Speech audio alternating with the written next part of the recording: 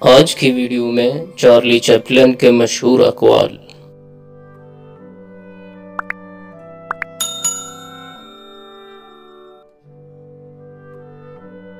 بہت نزدیک سے دیکھا جائے تو زندگی ایک المیہ لگتی ہے، اگر بہت دور سے دیکھیں تو کامیڈی۔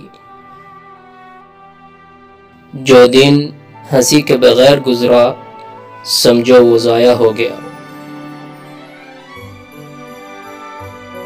دنیا بہت ظالم ہے، اس سے لڑنے کے لیے ظالم بننا پڑتا ہے۔